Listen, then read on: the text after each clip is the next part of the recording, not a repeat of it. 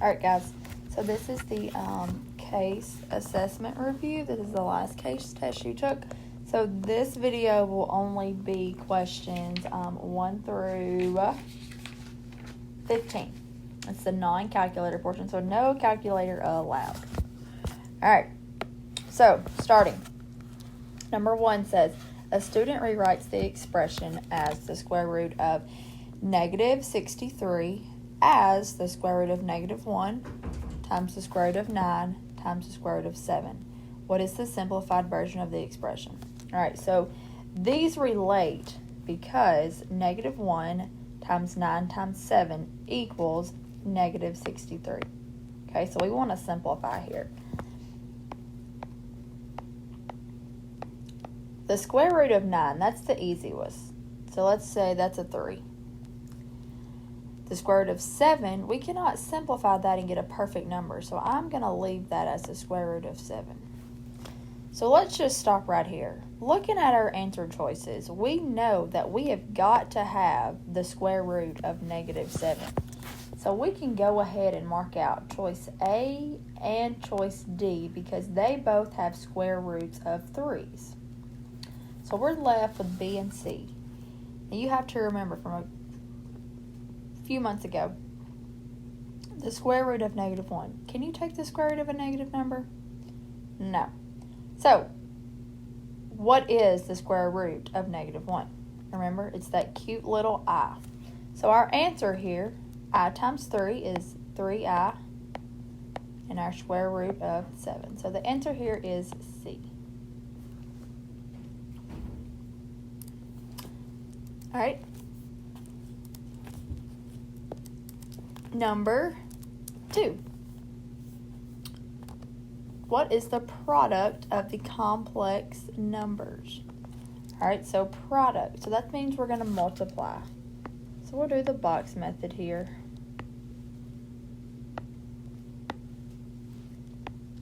Or minus 2I, negative 3 plus I. 3 times, or negative 3 times 4, negative 12. Negative 3 times negative 2I, positive 6I. 4 times I, 4I.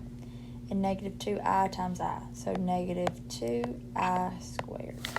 So we write everything out. Negative 12 plus 6I plus 4I minus 2I squared. Well, we can combine the i's and get negative 12 plus 10I minus 2I squared. So one thing to remember here, I squared equals negative 1.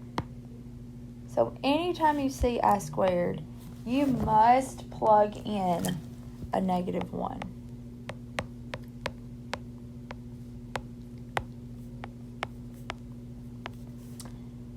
These two negatives make a positive. So negative 12 plus 10I plus 2. Combine these. Negative 10 plus 10I. So the answer here is D.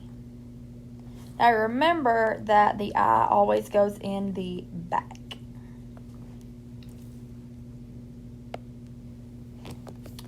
All right, number 3. The table shows the work of a student who rewrites the expression as x to the 6th minus 4y to the 6th. So that's what's given. All right, then we are looking for step 1. So, looking at your answer choices. On A, what does x squared to the 3rd power mean?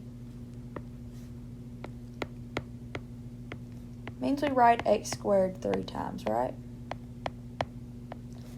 Well, for 1, in step 2, do you even see an x squared anywhere? No. So we can mark out A and B because they both say x squared. Well, I see an x cube. I see an x cube here and an x cube here. So that's 2 times. So I'm down to C and D, which both include that.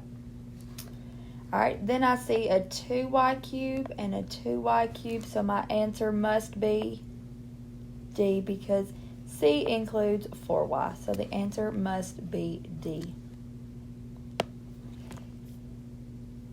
All right, number 4. So that half power has to go to both the top and the bottom. Well, the same thing as taking a half power is taking that root. So we're taking the square root of 8 over 4 times 1 is 4. 1 times 2 is 2, so that's 3 squared. So 3 squared is 9. So my answer here is the square root of 8 over 9.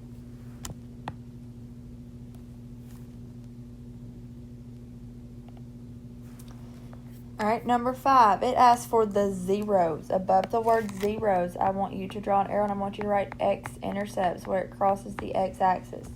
So we're crossing 1, 2, and 3 spots. So we have -4, -2, and +1. So my answer would be A.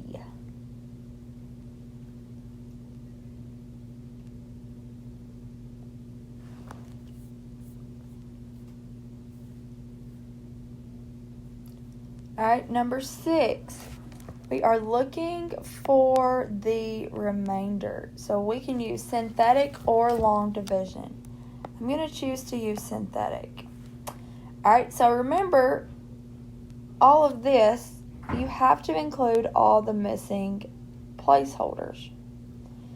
So really, 2x to the 4th plus 0x cubed minus 4x squared plus 0x minus 16.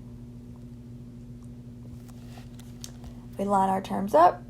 2, 0, -4, 0, and 16. Your solution goes here. Your solution comes from your polynomial. X plus 2 equals 0. Subtract 2. X equals -2. Whatever the first term is, we bring it straight down. 2. Then we say 2 times -2 is -4. 0 minus 4, -4. -4 times -2 is +8. -4 plus 8 is 4. 4 times -2 is -8. 0 minus 8, -8.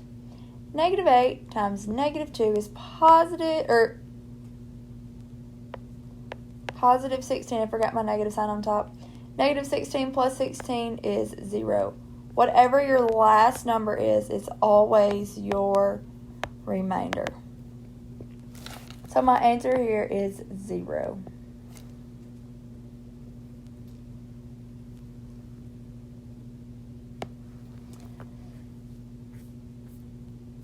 All right, number 7, we have to factor. Okay, so I'm going to draw a line straight down the middle. And I'm going to say there are 3 x's in x cubed and 2 x's in x squared.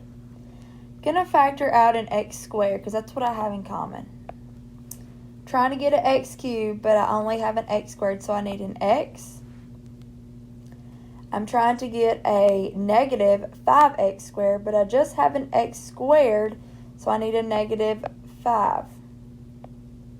We bring down this minus sign. We're factoring out a 9. So I need a -9x, but I just have a -9, so I need an x. Trying to get a +45, but I just have a -9. So -9 times -5 is +45.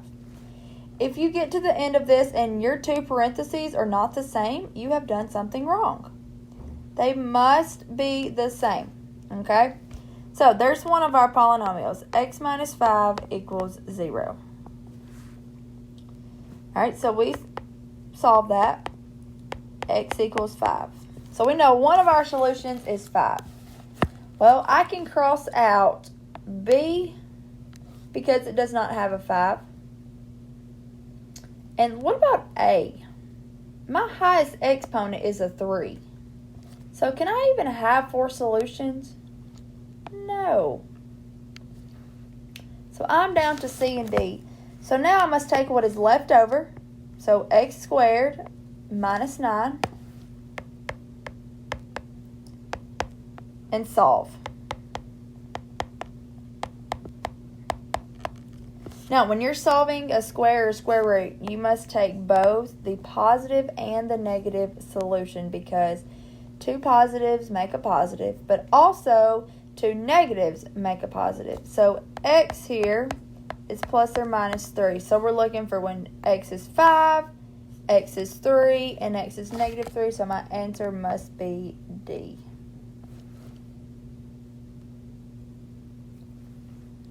All right, we're going to skip number 8 for now. We're going to go to number 9. All right, it says, if the expression, the square root of 6 times the cube root of 6 is written as 6k, what is the value of k? So we have to change it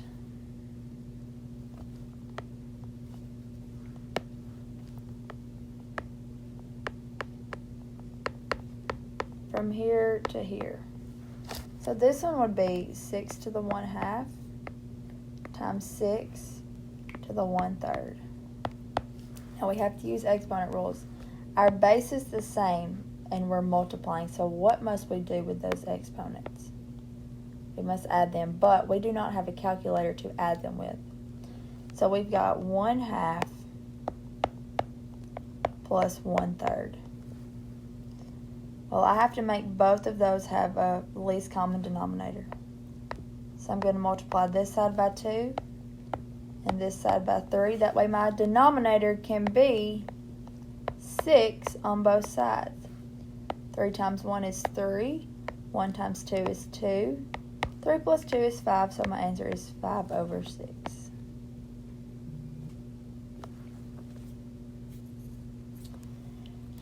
All right, number 10. These have got to be gimmes. A grocery store has a shelf that is used to store stacks of soda boxes. Which unit of measurement is most useful when deciding how many soda boxes will fit the shelf? Most useful. So that means they're all correct, but one's more correct than other. So it says the cubic footage. That'll be the length times the width times the height. The height will just be H. The length will just be L. And the square footage will be the length times the width. Well, if we have a cardboard box, I have to know how long it is to make sure it's going to go on the shelf. I have to know the width of it to know how deep the shelf needs to be, because if it's not deep enough, it's just going to fall out the front. And I have to know the height to make sure it's going to slide in there. So the only correct answer here would be A. I've got to know the length, I've got to know the width, and I must know the height.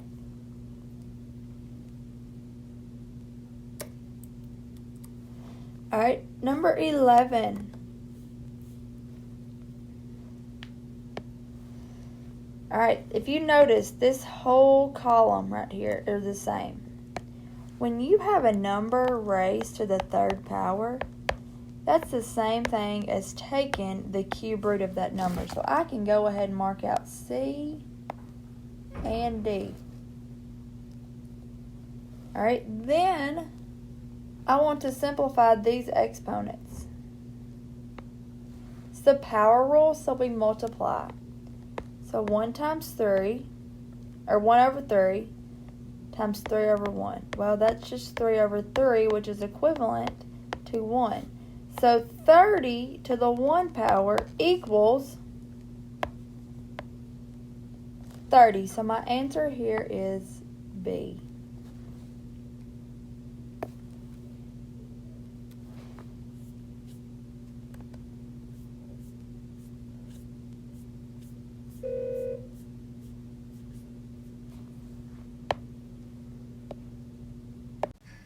All right. On number 12, no math is involved. You are looking to see if the numbers here match the numbers here in all choices. So if you look, the only one that includes the correct numbers is C. You're literally doing no math. And I got that from this equation right here that you're given. So it says x minus y times x plus y is x squared minus y squared. So these are all the equals. And then this side goes with here. So literally all you're doing is looking to see when x is in the same spot as x and y is in the same spot as y. So my answer there would be C. All right, number 13, kind of the same thing again. So we're still using this. So right here we're in n to the 24th. All right, so we're trying to get 24. So obviously C and D would not work because 12 plus 2 is 14 and not 24. So we're down to A and B. So we have to swap forms. So on a root, when there's not a number right here, remember it's understood as a 2 because it's a square root. So we change it and we get 24 over 2, which is 12. So my answer is A.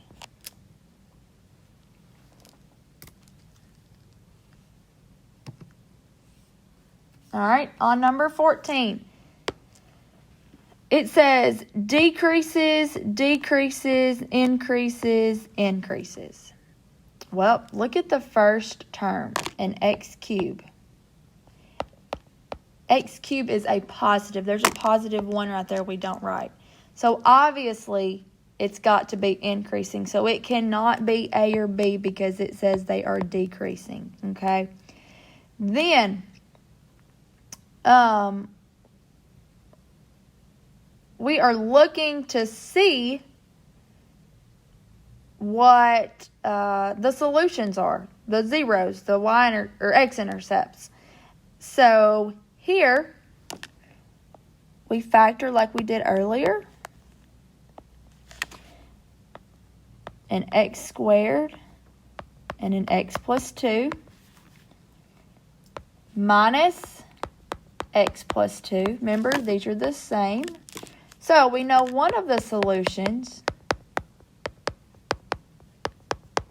is going to be a negative 2. Well, they both include negative 2, so I can't cross out anything. Then I have to write what's left over. An x squared and a minus. Well, you know after that minus is going to come a 1. It's just not there. X squared minus 1 equals 0.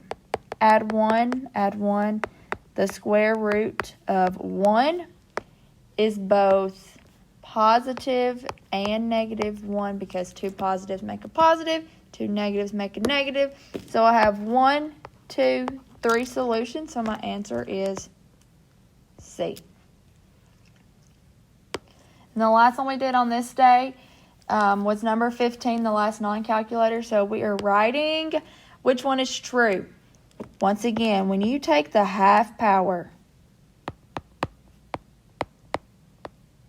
that equals the square root, which comes from this once again. So what is the only one that says the square root of 13? B.